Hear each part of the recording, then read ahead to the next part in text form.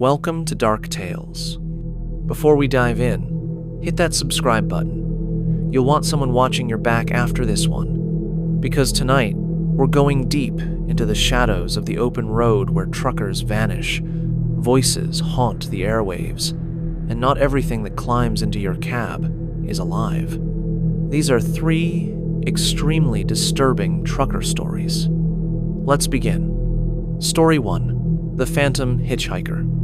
It was sometime around 2:37 a.m. when Marcus Sandler, a long-haul trucker with over 15 years of night driving under his belt, rolled his 18-wheeler through a barren stretch of New Mexico desert.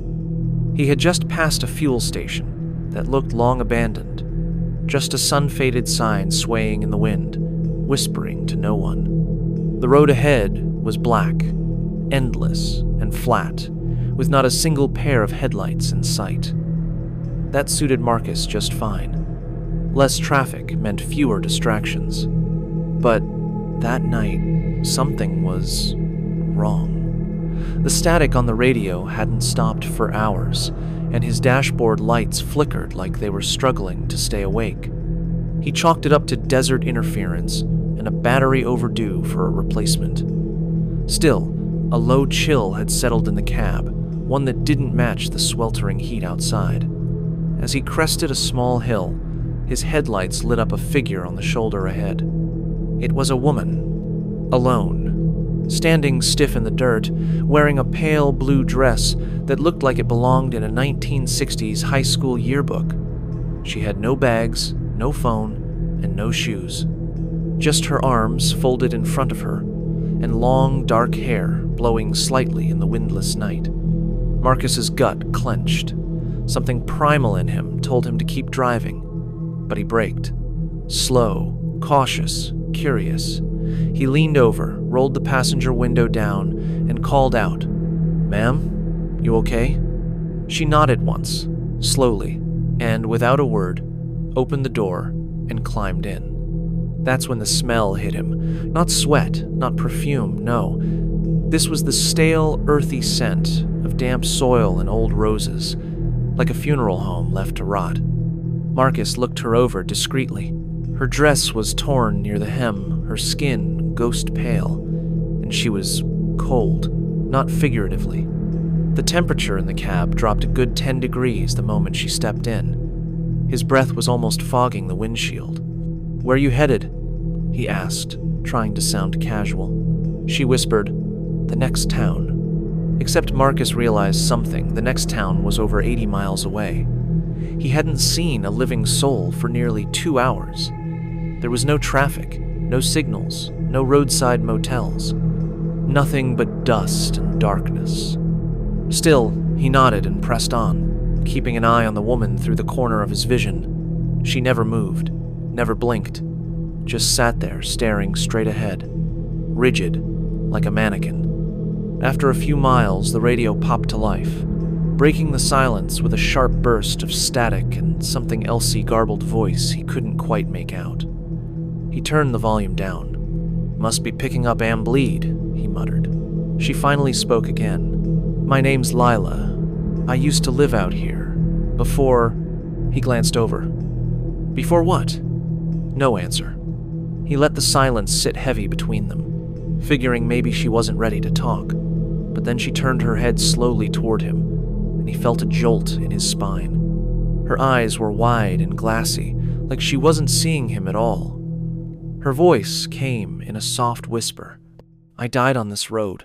Marcus's hands gripped the wheel, knuckles white. He forced a nervous chuckle. "Funny way to break the ice, Lila." But she didn't laugh. She didn't even smile.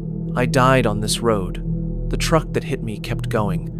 It dragged my body half a mile before it stopped." The air in the cab turned suffocating. Marcus glanced at his rearview mirror, nothing behind him, nothing ahead, just that flat line of asphalt and sand. He looked at the passenger seat again. Empty. The door was still shut. The seatbelt still buckled. But Lila was gone. All that remained was a faint smudge on the window, like the press of a palm. And in the passenger seat, Marcus would swear to this until the day he died, There was a single wilted rose, wet, cold, fresh with dew, as if it had just been laid on a grave. Marcus didn't stop the truck for the next 3 hours. When he reached the next town, a dusty hamlet with one diner and a post office, he stepped inside for a badly needed coffee. As he handed the cashier a 20, he looked over to the wall behind the counter. There were photos. Framed old news clippings. Black and white. One caught his eye. Local girl killed in tragic hit and run. Lila Mae Rourke, age 19. Same dress, same face, same stare.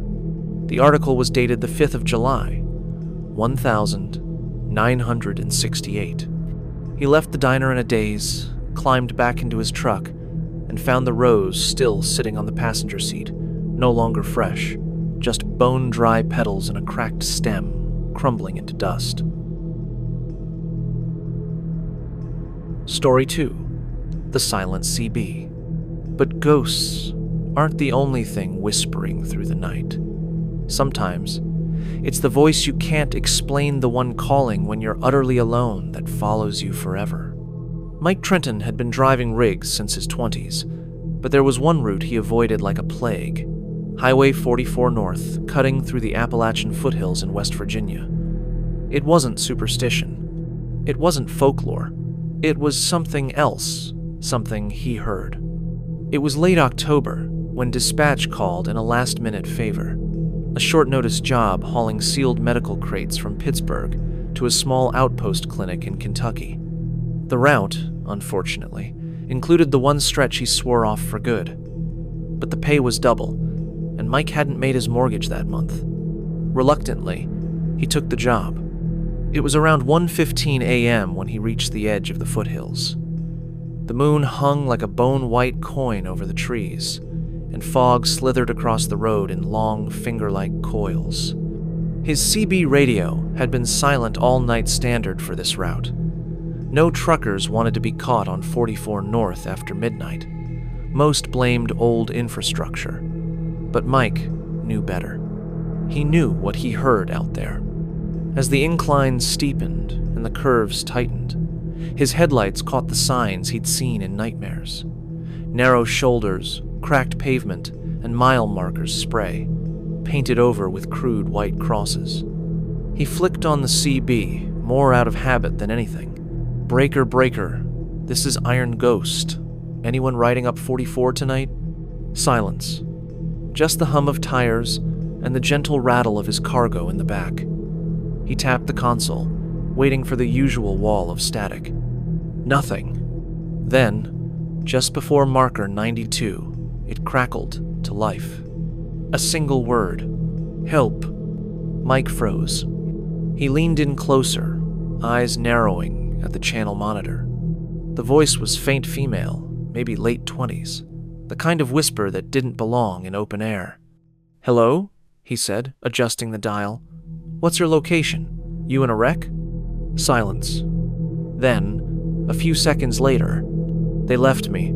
They left me in the trees. Mike's heart began to pound. He checked his mirrors, no cars behind him. His high beams lit only branches ahead, dipping into sharp turns and steep drop-offs. He grabbed the radio. Ma'am, you okay? Repeat, where are you? Static. Then, a longer transmission came through. So garbled he couldn't parse it all, but some words hit like ice water down his back. Can't feel my legs. He's still out there. Help me.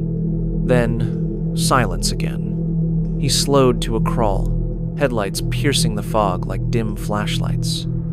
Off to the right, he thought he saw movement, just a flash, something white slipping between trees. His hand hovered over the brake. He scanned the dark, chewing his lip. Not tonight, he muttered. Not again. See, this wasn't Mike's first time hearing the girl. He heard her once, 6 years ago. Same route, same voice. He stopped that night, thinking he was saving someone. Searched the woods, found tire marks, and a half-buried shoe. Police said it was old. Animal scavenging, maybe. Never found a body. He never drove 44 again. Until now. The radio crackled louder. Don't leave me here. But this time, there was something different. A second voice bled through, overlapping hers. A male voice. Deep, angry, not talking to her, but to Mike. You hear her. You stop. You die. His skin prickled like it had been stabbed with cold needles. His mouth went dry. He flicked off the CB, but the voices kept going. No signal, no channel. The voices were inside the cab, echoing from the speakers even after power was cut. Then the dashboard lights dimmed.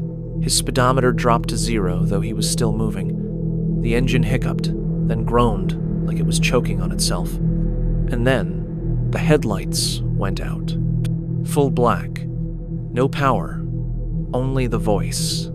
Come into the trees. Mike slammed the brake, skidding slightly as he came to a halt. Heart hammering, hands shaking. The radio was dead. The cab lights were dead. Only the moon lit the road behind him now. Then, a tap on the passenger window. He didn't look. He couldn't.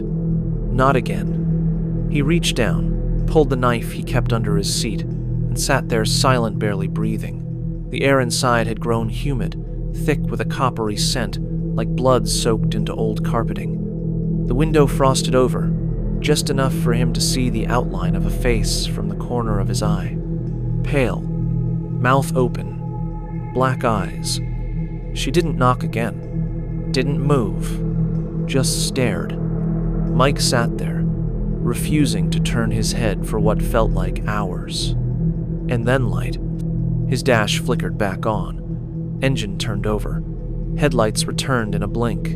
The radio clicked softly. Nothing but white noise, and a whisper so soft he almost missed it. Thank you. He hit the gas. Hard. Didn't stop until the Kentucky border. When he arrived at the clinic, the delivery guy looked confused. You're early, the man said. Real early. Mike checked his clock. It was only 2:27 a.m. He'd lost no time at all. Not a second. He opened his mouth to explain but stopped. There was a smudge on his passenger window. A handprint. Small. Feminine. Left behind by something no one would believe. Story 3. The Vanishing Convoy. Not every trucker story ends with whispers or warnings. Some end in absolute silence. Because when the road decides to take something, it doesn't always give it back. They called themselves the Redbone Convoy, 5 independent long haulers who'd been running together for nearly a decade, not bound by contracts, just trust. They met on the road, veterans of the asphalt, and bonded over one rule. No one drives alone through the Devil's Curve after midnight. The curve wasn't on any official map. It was a 47-mile stretch of cracked highway in southern Utah, carved between red rock canyons and steep, winding ravines. Cell service died for hours. Radio signals warped. No exits, no rest stops. Just red dust, faded lane lines, and a thick, unnatural quiet that swallowed engines and dulled headlights. It was early March when they made their last trip together. It started like any other haul. Franklin, the unofficial leader, took point. Behind him, spaced evenly, were Cam, Jorge, Tyrese, and finally the youngest, Elliot, just 28, driving the rear truck they'd all helped him finance. They entered the curve at dusk. By midnight, only 4 came out, and none of them ever spoke of what they saw again. The first sign that something was wrong came with the sky. It had been clear when they entered, but 15 miles in, the clouds rolled in too fast, low and orange like rusted steel wool. Lightning flashed, but there was no thunder. Just vibration in the steering wheels, like the trucks were driving across loose gravel that didn't exist. Cam, in the second rig, radioed Franklin. Anyone else feeling that? Jorge's voice buzzed back. Yeah, feels like the ground's breathing. Franklin chalked it up to the weather. Hold formation, eyes on the mirrors. That's when Elliot's voice broke through. I think I saw someone on the rocks. Static swallowed the rest. Franklin called back. Elliot, repeat? But there was nothing. He scanned his mirrors. No headlights behind Tyrese. Elliot's truck was gone. No skid marks. No brake lights. Just gone. "Hold up!" Franklin barked. "Everyone slow!" But as they pulled over to the narrow shoulder, things got worse. Tyrese, who'd been right in front of Elliot, jumped in on the CB.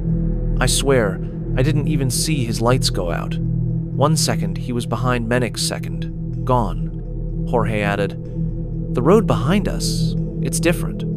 I swear it looks shorter now." They climbed out, flashlights cutting through the eerie orange fog that had settled in. No tracks, no tire grooves, no sound except for the wind blowing grit across the road like tiny whispers. Elliot's last words played over and over in Franklin's mind. "I saw someone." They turned back, drove the full stretch they'd just crossed at crawling speed, eyes wide. Nothing. Not even his truck's tracks. It was as if the fifth rig never existed. Franklin called dispatch. No signal. Tried the emergency sat phone. Dead. It took them 3 hours to exit the curve. 3 hours that none of them remembered clearly. All they recalled was a creeping sense of being watched. Like the rocks had eyes. Like the canyon itself was studying them. When they made it out, they drove straight to the next way station and reported the incident. Authorities searched the entire area. Drones, helicopters, foot patrols. They found nothing. No debris. No broken guardrails. No signs of impact. Elliot's license plate never pinged again. His rig was registered as missing, but not stolen. Just gone. His last GPS ping was exactly 30 seconds before he said, "I think I saw someone." That spot didn't exist on the DOT map. It was blank, like a dead pixel in the Matrix. Weeks later, Franklin received a parcel in the mail. No return address. Inside, a cassette tape, old, dusty, labeled in faded ink, CB Chi Arch 16, the 4th of March. It was the night of the vanishing. Franklin scrambled for a deck, found an old player in his basement, and loaded the tape. The recording started with the usual chatter truckers calling lane changes and reporting roadkill. Then, the voice. Elliot's voice. "I think I saw someone on the rocks." The silence. Then something else. A whisper, low and rasping, layered beneath the white noise. So quiet, it could be missed. 5 in, 4 out. 5 in, 4 out. Then laughter. Not a person's blank. Not a group's. But the kind of sound your brain tries not to recognize. The sound of something mimicking laughter. Like it heard it once, and was trying to recreate it. Franklin threw the tape out. But that voice stayed with him. Years later, Jorge left trucking altogether. Cam moved overseas. Tyrese disappeared off the grid. Franklin kept going. He still drives, but he never goes near Devil's Curve. Once, a greenhorn asked him why not. Franklin just looked out the window for a long time and said, "Because the road don't just take people. It studies them first." He paused, then added, "And it remembers who drives alone. 3 roads, 3 truckers, 3 nights they'll never forget or never escape. From ghostly passengers to impossible voices to convoys that disappear like smoke, the truth is, America's highways hold more than asphalt and diesel fumes. They hold stories. And some of those stories are still happening. So, next time you're behind the wheel, staring into the dark ribbon ahead, ask yourself, are you alone? Or is something else already riding with you? If these stories chilled your spine, don't forget to hit that like button, subscribe, and tap the bell so you never drive alone again. And if you've got a tale from the road, leave it in the comments. We're listening, always. This is Dark Tales, signing off.